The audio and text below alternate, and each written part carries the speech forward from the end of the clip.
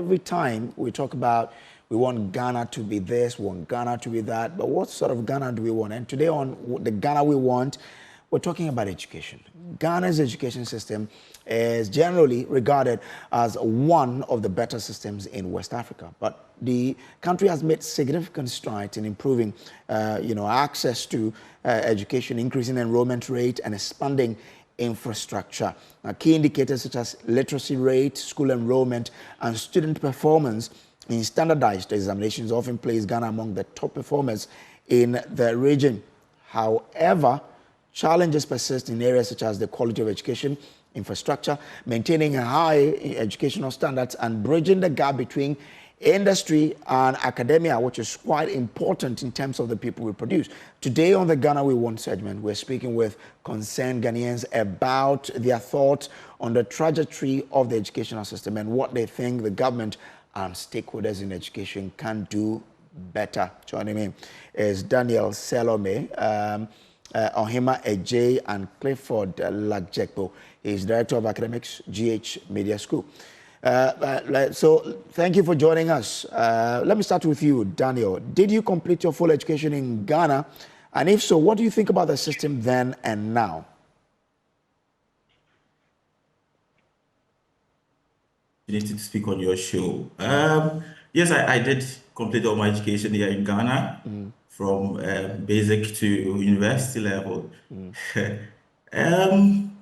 The contrast now between when I was in school and now is very huge. In fact, when I was in school, I did the 3 years. We didn't have the double track system. It wasn't free education. So yeah, essentially I paid school fees to go to school, but now we have free SHS. But as to whether it's exactly free, that's what we're going to discuss today. Yeah.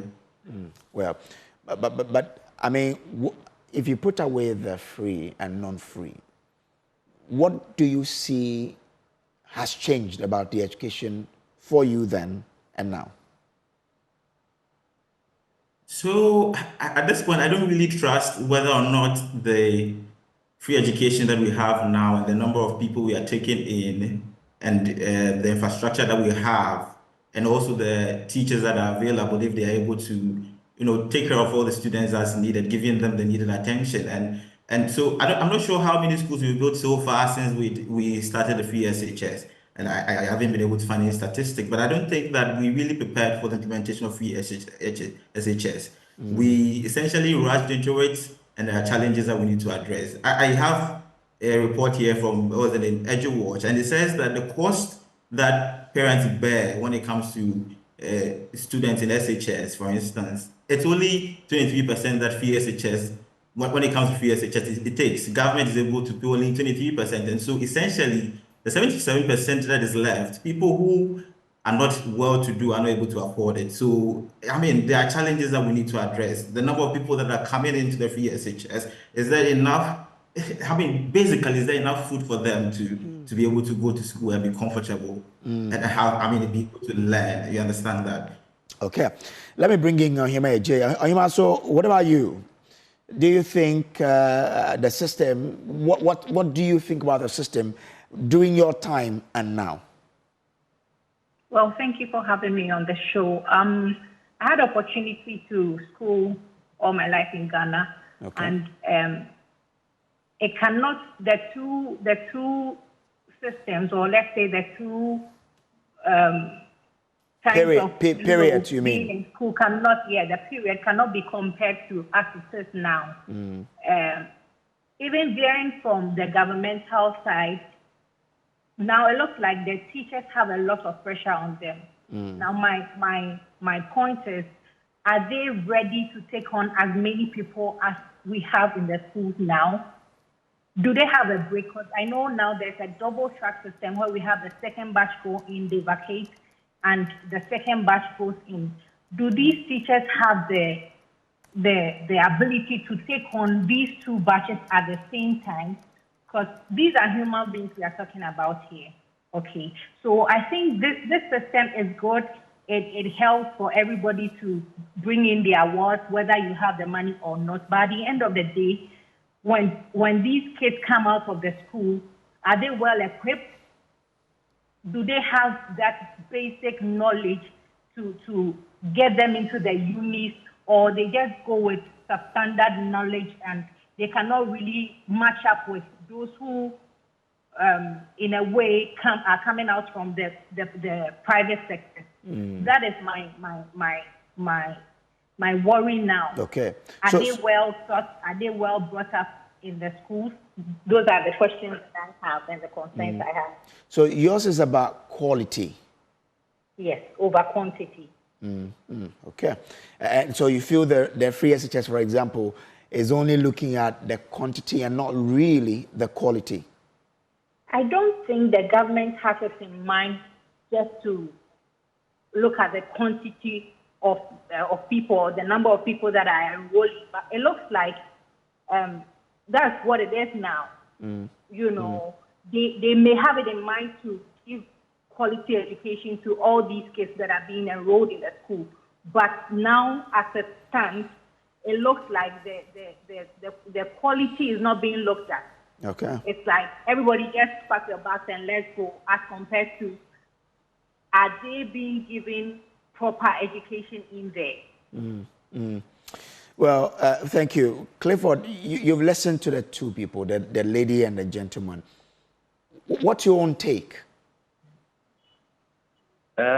Well, my own take, I do not think we are discussing free SHS, but just a quick comment on it. Free SHS motive basically is to increase accessibility to education, ensure that a critical mass of our population as a country gets a certain level of education that will ensure that it translates to having a lot more people who will not be liability to society, but will be asset to society. And that's critical to education in general.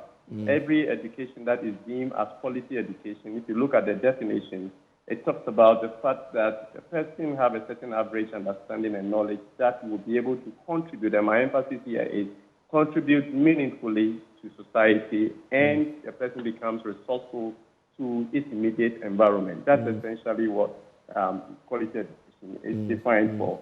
However, if you ask me what you asked earlier, speakers, of education in our time, 20, 30 years ago, and what it is today, whether there is some difference, I wouldn't say there is not, I would say there isn't much significant change. Why? I'm speaking purely from the point of pedagogy. The teaching method hasn't changed enough.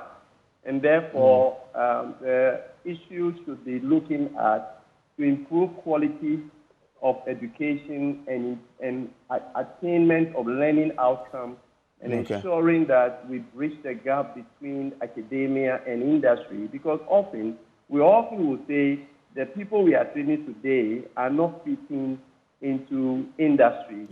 And it's because we haven't looked at the issue of what are the needs of industry. And therefore, are the needs of industry incorporated into curriculum development, for example? And if it is incorporated into curriculum development, then it means that what pedagogy, what teaching methodology are we using to ensure that learning takes place, to ensure that we achieve the outcome, the set out objectives for the learning that we want to achieve, so that it puts the learner in a position that it will be able to deliver when it gets to industry, and also be beneficial to society in general. So I want us to look at the issue of curriculum, stakeholder engagement, and ensuring that industry people are always seeking to the development of curriculum and assessing the needs of the learners themselves, so that can inform the teaching methodology we use to ensure that we achieve the set out objective.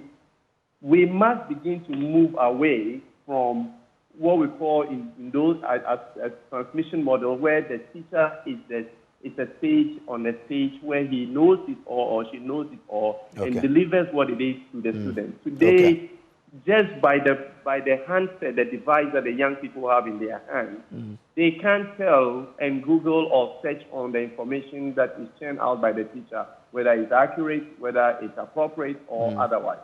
Therefore, it's incumbent on us as people in education to ensure that we we engage the right pedagogy, Okay. the right teaching method to ensure that the learners and also have a right assessment procedure. It's not just waiting to do a standardized assessment, an interim assessment or end of semester assessment, and or at the end of teaching that of a particular curriculum, and then we do a wholesale standardized assessment, and then all we ask even in that assessment is things that dwell more on memorization. We don't ask questions that dwell on more on to test the analytical skills of the students. We only ask questions that dwell more on comprehension. And that's why we can find somebody in Asia, 13 years, 12 years, or 11 years, coding things for aircraft, robotics, and here and there. Okay. And largely, our students or people who have even finished university education, have degrees, cannot contribute meaningfully to society. So you want us to change? These problems are as a result of how we are teaching our students.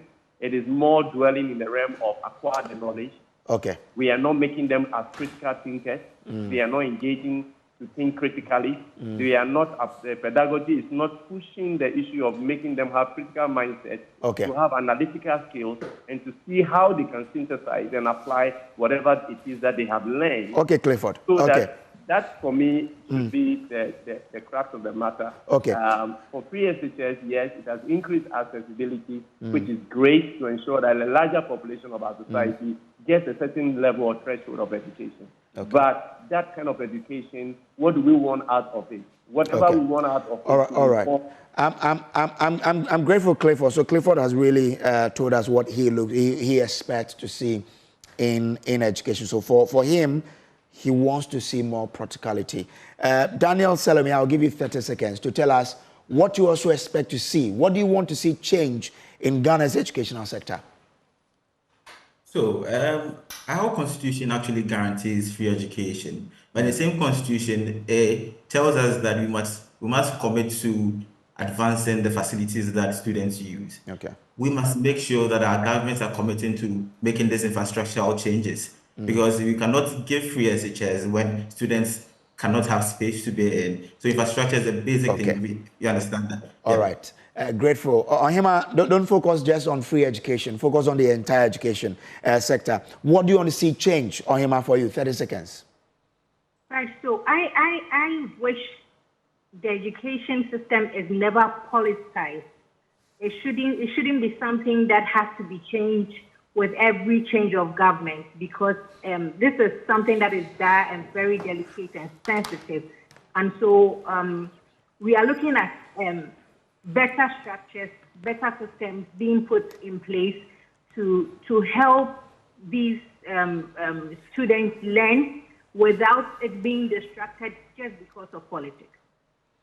All right, Ohima Ajay, I'm grateful to you. So Ohima Ajay, there, Daniel Salome, and earlier you heard Clifford Lajek, all telling us how they want to see Ghana's education sector, going forward. So let's see. I hope that the authorities are listening and they will take some of these into consideration and help improve the educational sector of this country. Thank you.